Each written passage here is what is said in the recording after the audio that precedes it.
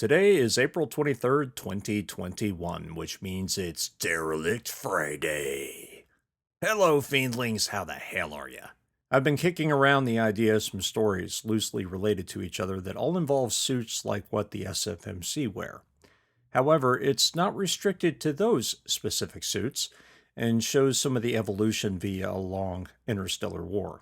I already have 3 stories finished, 2 have already been published in different anthologies, and 1 will be submitted soon, and last night I started the 4th. I wrote nearly 3,000 words in 2 hours, which, considering I was part zombie at the time, was pretty impressive. I have no idea where this tale is going, but I'm sure my patrons will find out first. Someone asked me on Twitter when we're going to hear from the trio again.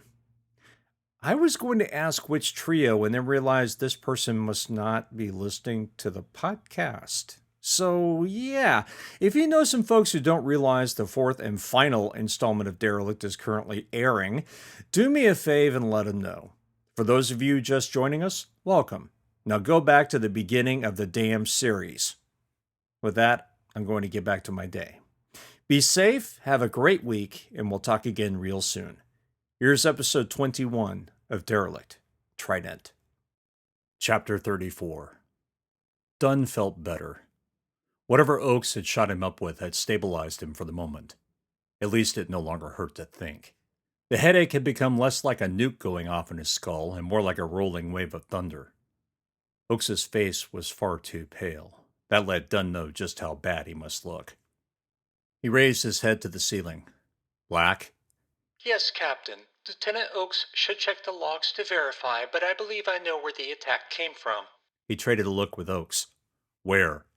Apparently from me. The room went dead silent. The nearly imperceptible hum from the inline reactors seemed too loud and too much like a growl from an animal on the verge of attacking. From you. It wasn't a question. Dunn rubbed absently at his right temple. Oakes, back to your station. Sir, I'm fine, Dunn snapped. Get to your station and check the sensor logs, now. Oakes went rigid, color flushing back into his cheeks. Aye, sir, he said with a salute, and left the room.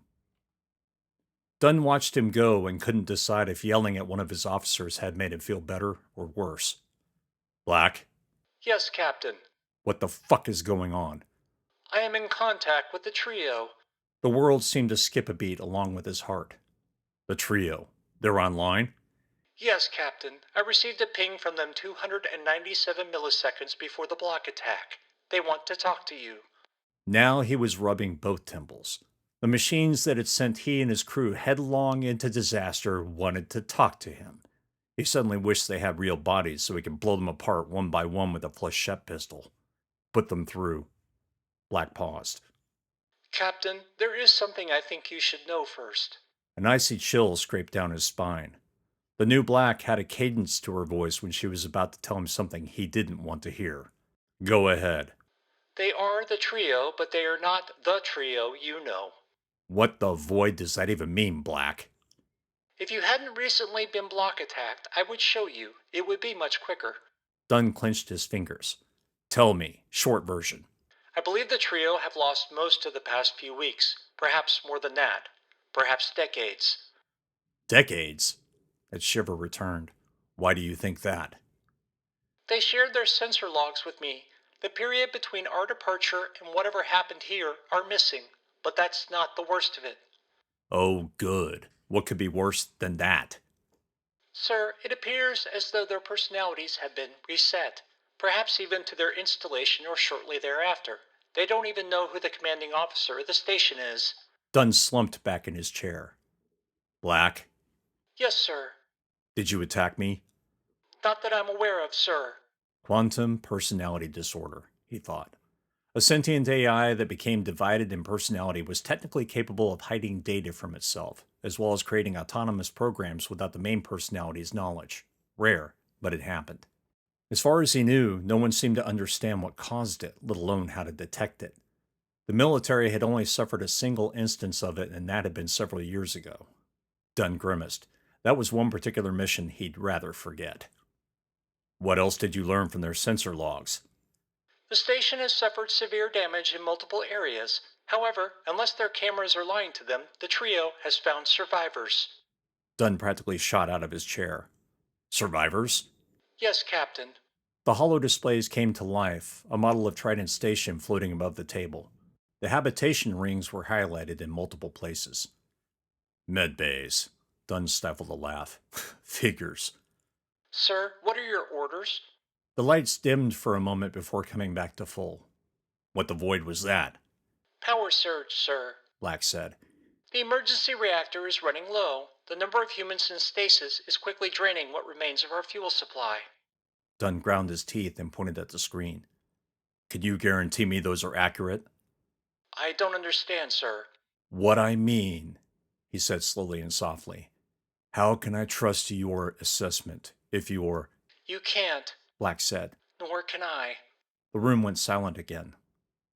So how do you suggest we get past this particular impasse? He jerked a thumb toward the hatch leading to the ship's interior. How do I know you're not going to kill my wounded Marines, not to mention the astronomers? You don't, Black said. I didn't think so. Dunn ran a hand across his stubbled head before rubbing his temples again. Think I can handle a block communication without my brain dissolving? Black was silent for a moment. I suggest you only use block-to-block communication and do not advertise your signal to other personnel. That's not an option, Black. She didn't reply. Dunn sighed. If Black was bent on killing them, she could still do it, and it wouldn't take a block attack either. If she, or her autonomous programs, had breached the safeties on the weapons array, she could blow them all to bits. Oh, she'd be damaged, but does an artificial sentient care about damage to their metallic shells? He thought not. She could certainly survive without heat and oxygen, but that would only drive them into their suits, and most of his crew is already outside the ship. But Oakes and Dunn would die in the space of a minute, not to mention the souls in stasis he had to rouse. Dunn activated his block, his consciousness immediately prepared to shut the door if he felt that itch of someone watching him, a sure sign the barriers had been breached. Then again, he hadn't felt it last time until it was too late. He was ready now. After a nervous heartbeat or two, he connected to Oakes. Aye, sir. We need to get those people out of stasis, and we need to do it now. A moment's pause, and Oakes said, Warming them up. They're going to be sick as hell. They can complain to the void. I need you to grab as much of the medical gear as you can. Shoot them up, get them conscious, get them ready to travel. We're getting everyone off the ship. Another pause. Aye, sir. He shut down the block comms, his heart beating a little faster than he liked. Anxiety? Had he felt that mental itch? Had he? Black, we're getting everyone out of stasis. Of course, sir. What are your orders? Oh, there were 1,000 biting things he could say to that. He found himself clenching his fingers into fists, the fingernails biting into the bare flesh of his palms. He forced himself to relax. He was getting as paranoid as Noble. Not paranoid if it's actually happening, a voice said in his mind. It sounded vaguely jovial, just like the virtual G that he'd met. Are you okay, sir? Black asked. Yes, I need you to get me the trio. Provide them a hardened link, but only allow them access to non-secure data. Firewall secure, sir. I'll bet, he thought. He had 10 minutes before human beings began opening their eyes and retching on the floor. 10 minutes to decide what to do and whom to trust. Let's see what they have to say. The light from the hollow display dissolved into black before lighting again with the standard SFMC colors. The image broke apart and reassembled into 3 glowing spheres connected to one another like a water molecule. Each was a different color: red, blue, black. Their surfaces cast the occasional lens flare as though some unseen ambient light source lit them. Captain, a 3-voice choir said, we are the trio. Yes, I'm sure you are. Dunn couldn't stop the growl that came into his voice, but vowed to do better the next time. It didn't help. What is going on? The shapes faded into the background as cam feeds filled the large hollow display. Dunn quickly scanned them, looking for movement. Then he saw it, and a brief grin broke across his face. Black was right about survivors, and there they were. Those that weren't standing were lying down, mostly in quasi-fetal positions. They looked haggard. They looked too exhausted to feel anything more than boredom and fatigue. He imagined more than one Marine in there just wanted it over. Let the damn things in and let's end this. At least then they could die on their feet. Brave words, brave thoughts. A little different when you have one of those things staring you down. Even in a combat suit, it had been enough to rattle his nerves. He remembered his shaking hands curled around the flechette rifle, desperate to get a kill shot on something he couldn't kill. Had they gone through that? One of the Marines in the feed turned over lazily on the floor, his eyes staring at nothing. Yes, he decided, they had seen the creatures face to face. We detect over 100 human life forms aboard the station in the medical modules. I can see that, Dunn said. How much danger are they in? The trio were silent for a moment. One by one, the cam feeds faded to black. Dunn blinked before realizing that he'd been wrong. That darkness wasn't complete because it could see something moving, the holographic display shuddering and jittering every few seconds as something, or many somethings, moved across the camera's field of view. From the remaining functional sensors, we conclude that the hostile organisms are concentrated just beyond the currently inhabited areas, as well as near several of the station's fusion reactors. The trio, matter of fact as always, didn't elaborate. Dunn glared at the holo display. How many sensors were actually functioning? A new station schematic appeared with vast portions of it colored in black. The others were colored either red, yellow, or green. Dunn knew immediately the green areas were clear, yellow was thought to be clear, and red was most definitely not. The black areas? That's a lot of unknowns, Dunn said aloud. The trio didn't respond immediately, another sign they were considering the situation. Unknown knowns, the choir finally said. There are a finite number of possibilities as to the integrity of those areas and the possible hazards. Dunn grunted. You know that based on what? Digesting Black's archival records. The most likely hazards include the various exosolar species you have encountered previously, as well as station integrity failures and radiation leaks. Comforting, Dunn said. What actual control do you have of the station? Another pause.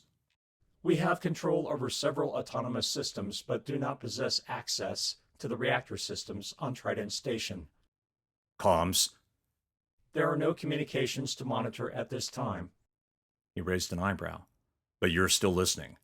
Yes, the choir said. Dunn opened a block connection to Black without thinking.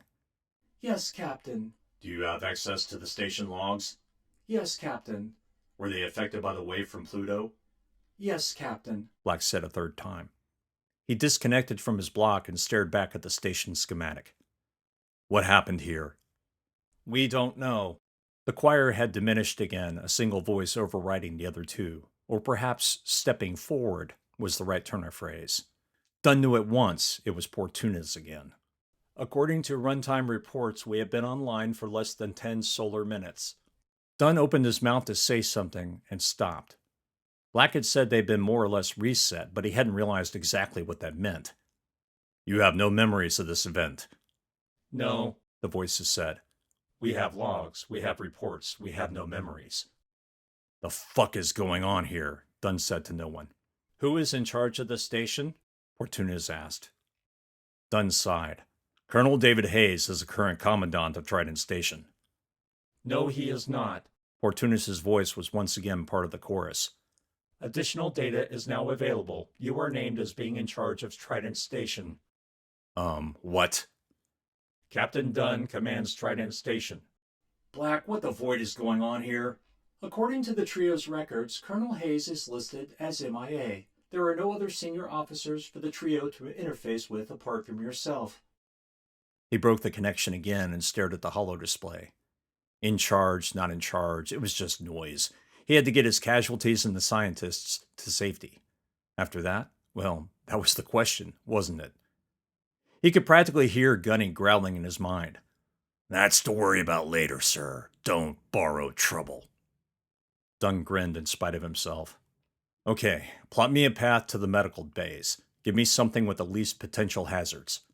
Known hazards, the chorus corrected him. Right, those. The holo display offered 3 separate maps, each with indicators displaying the pros and cons of each. The highest percentage of success was in the 60s. He briefly wondered the chances the trio, the real trio, had given Black Company for achieving their mission. He had a feeling it had been much, much less. The routes spanned multiple levels, some in low G, others without atmosphere and containing enough hazardous radiation to give you a mangled chromosome or two. Black, how many suits do we have? Combat models 3 remaining, EVA 15 remaining. He could reactivate Elliot, pull him out of stasis, drop him into a combat suit, and let him fight with one arm. He'd no doubt the Marine would do it, and it would have foredone another walking weapon. But he didn't think Elliot would last long. With only one hand, he couldn't easily climb or hang on to anything and manage to keep his weapon. No, he was a casualty, like Gunny. Dunn frowned. Gunny was still in a medical stasis pod, and even if he wasn't, the man wasn't coming to anytime soon. You don't even know if he has a brain left, Dunn thought. That was true. Before they'd left for Trident, Gunny had been barely alive and severely brain damaged. They'd have to get him to the medical bay, which meant trucking his stasis pod. There was no question that Dunn would do it. He owed Gunny that. Not at the expense of the company, sir. Gunny's gruff growl rattled through his mind again. Even when the man was mostly dead, he was advising his captain. Good advice, too. Dunn was going to ignore it, for now.